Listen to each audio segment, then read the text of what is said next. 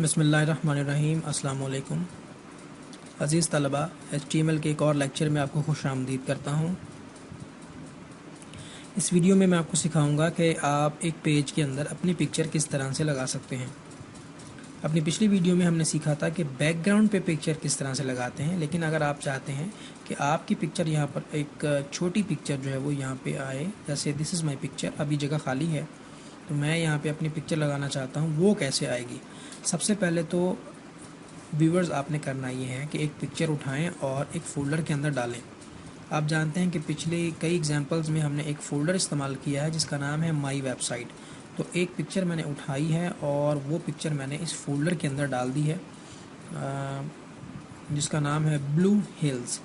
इसका नाम blue hills है और फाइल के नाम में स्पेस नहीं होनी चाहिए, लिहाजा मैं इस पिक्चर को रीनेम कर रहा हूँ और रीनेम करने के बाद इसको मैं कर देता हूँ सपोज RAHIL, राहिल। ठीक है, और इस फाइल को मैंने सेव किया है, इसका नाम रखा है image.html। ये इसकी कोड फाइल है और बहुत सिंपल है। अब अगर मैं इसमें इमेज लगाना चाहता हूँ तो मैं इस्तेमाल करूँगा इमेज सोर्स और उसका नाम है rahil.jpg width। विर्थ आप इसकी दे दें 20% और हाइट आप दे दें 20%। अगर आप हाइट और विर्थ नहीं देंगे तो फिर ये पिक्चर एक्चुअल साइज़ में जितनी बड़ी होगी उतने साइज़ में आपके पेज के अंदर ये आपको नज़र आएगी, जो कि गलत है।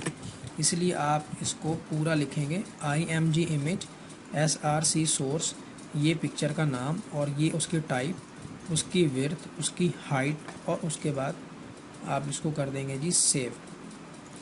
और अब अगर इसको आप रिफ़्रेश करें तो यहाँ पे आपको आपकी पिक्चर नज़र आएगी, दिस इज़ माई पिक्चर। इसी तरह से आप इमेज का टैग इस्तेमाल करते हुए और भी बहुत सारी तस्वीर जो है वो लगा सकते हैं। अज़ीज़ तलबा, इस वीडियो में एक और अहम चीज़ की तरफ हम जाने लगे हैं। एक हम लिंक फ़ाइल क्रिएट करेंगे, जैसा कि हमने पिछली बार माई वेबसाइट के फ़ोल्डर में 3 पेजेस बनाए थे, फिर एक हमने लिंक फ़ाइल बनाई थी। लिंक फ़ाइल बनाने के बाद उसके अंदर हमने इन बाकी 3 पेजेस के लिंक भी बनाए थे। अब व्यूवर्स, हमने करना ये है कि हम एक अच्छी सी फ़ाइल क्रिएट करने वाले हैं जो हमारे मेन पेज के तौर पे काम करेगी। मेन पेज बेसिकली व्यूवर्स इस मकसद के लिए बनाया जाता है, जो सबसे पहला पेज होता है उसको हम वेलकम पेज भी कहते हैं और उसको हम मेन पेज भी कहते हैं। तो चलें, सबसे पहले हम मेन पेज बनाते हैं।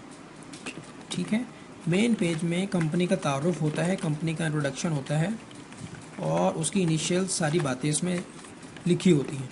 बॉडी BG कलर, और अब मैं यहाँ पे H1 का टैग लगाने वाला हूँ। Marquee BG colour, marquee BG colour black, font colour white, और हम यहाँ लिखेंगे welcome to you, font close, marquee close और H1 का टैग भी क्लोज।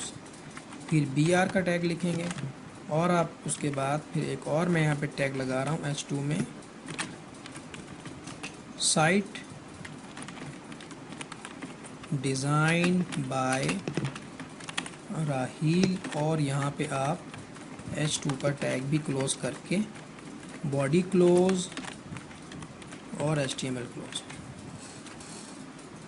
इस फाइल को हम सेव करेंगे माई वेबसाइट के फ़ोल्डर में और इसका नाम हम रखेंगे main.html। इस फाइल का नाम रखेंगे main.html माई वेबसाइट के फ़ोल्डर। व्यूअर्स, ये फ़ाइल आपको कुछ इस तरह से नज़र आएगी। ये आपकी मेन फाइल है। जिस तरह से आपने बाकी 3 पेजेस बनाए हैं, ये भी उसी तरह से एक पेज है जिसका नाम है मेन पेज। अब हम चलते हैं और अब हम जो है एक लिंक फाइल क्रिएट करते हैं। ठीक है, एक लिंक फाइल अब हम जो है वो क्रिएट करेंगे। देन फिर हमें नोटपैड की ज़रूरत पड़ेगी, और अगर आपने पिछली फ़ाइल में जो लिंक फ़ाइल बनाना मैंने आपको सिखाई थी, अगर आपने उसकी प्रैक्टिस की है तो फिर आप इसका लिंक फ़ाइल भी आराम से बना सकते हैं। बहुत सिंपल है, वही कोड है। बॉडी, बीजी कलर, और लिंक लगाने के लिए हम इस्तेमाल करते हैं ए हाइपर रेफरेंस 1.html, और मैसेज आप दे दें फर्स्ट फाइल, एंकर का टैग क्लोज, और फिर br का टैग आ जाएगा। अब यहाँ पे जो चीज़ इजाफा करना है वो ये है कि आपने इसका टारगेट देना है, target main.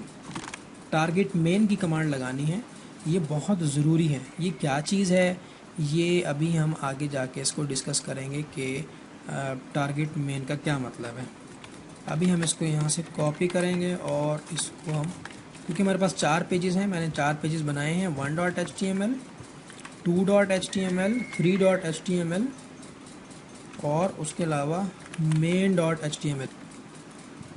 1.html first file से ओपन होगा, 2.html सेकंड फाइल से, और 3.html थर्ड फाइल से, जबकि main.html इसको आप लिखेंगे जी होम फाइल। ठीक है, होम फाइल, या आप जस्ट इसको होम भी लिख सकते हैं। ओके, इतना करने के बाद अब आपने इसको क्लोज कर देना है, और याद रखें आपने इसके टारगेट पे लिखना है मेन। हर पेज का टारगेट मेन एरिया होगा, ये भी हम आगे जाकर डिस्कस करेंगे। इस फाइल को मैं सेव कर देता हूँ जी, और इसका नाम रखेंगे आप link.html।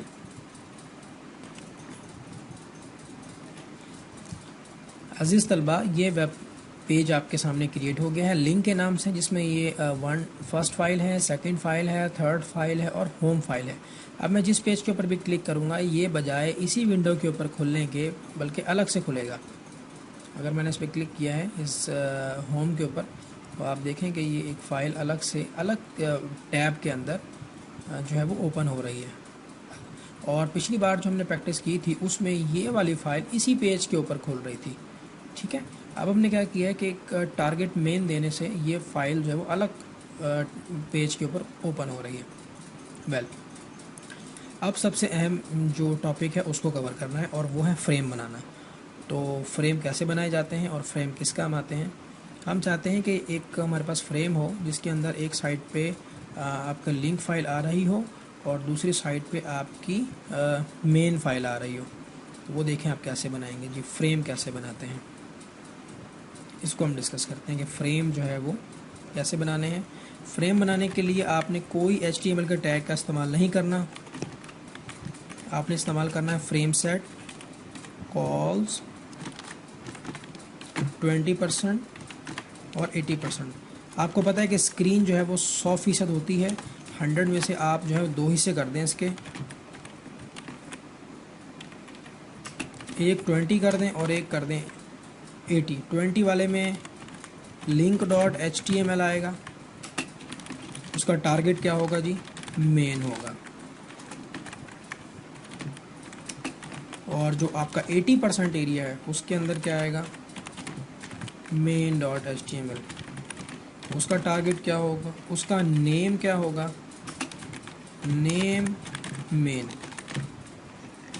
उसके बाद आप क्लोज कर दें फ्रेम सेट।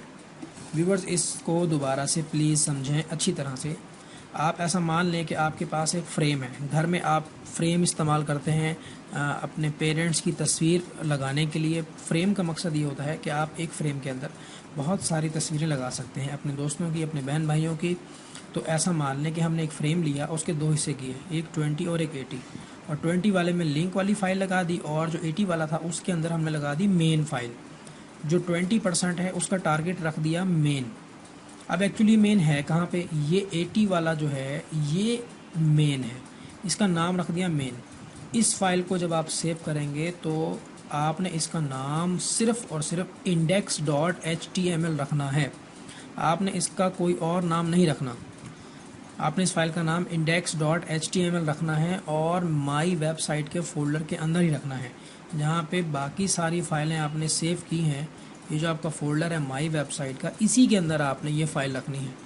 अब अजीज़ तलबा, इन तमाम फ़ाइलों को ओपन करने के बजाय आप सिर्फ एक फ़ाइल को ओपन करें जिसका नाम है इंडेक्स। आपको लिंक फ़ाइल खोलने की भी ज़रूरत नहीं है। व्यूवर्स, अब आप देखें कि ये फ़ाइल आपको कुछ इस तरह से नज़र आएगी। ये आपके पास एक फ्रेम है। फ्रेम के दो हिस्से हमने किए, एक 20 और एक 80। 20 में हमने लिंक फ़ाइल लगाई और उसका कलर भी हमने रखा था फरहान जो हमने बैकग्राउंड का कलर रखा था वो ही हमने मेन पेज बनाते वक्त बैकग्राउंड का कलर रखा। अब देखने वालों को ऐसे लग रहा है कि ये एक ही पेज है, हालांकि ये एक पेज नहीं है, ये एक अलग पेज है और ये एक अलग पेज है। अब जब मैं जिस फाइल को क्लिक करूँगा तो वो इस मेन के इलाके में ओपन होगी। ये देखें, ये आप चेक करें। तो ये फ़ायदा होता है हाइपरलिंक और फ्रेम का। तो अक्सर आप वेबसाइट देखेंगे जब आप क्लिक करते हैं तो वो कहीं पे राइट साइड पे ओपन हो रही होती है। ठीक है जी। तो ये फर्स्ट फाइल पे मैंने क्लिक किया, ये ओपन हो गई। सेकंड पे क्लिक किया, ये ओपन हो गई। थर्ड पे क्लिक किया, ये ओपन हो गई। ठीक है। तो इस सेशन में हमने सीखा कि पेजेस को आपने इंटरलिंक कैसे करना है, उसका टारगेट कैसे देना है और फ्रेम कैसे बनाना है। ठीक है व्यूवर्स, थैंक्स फॉर लिसनिंग। अल्लाह हाफिज़।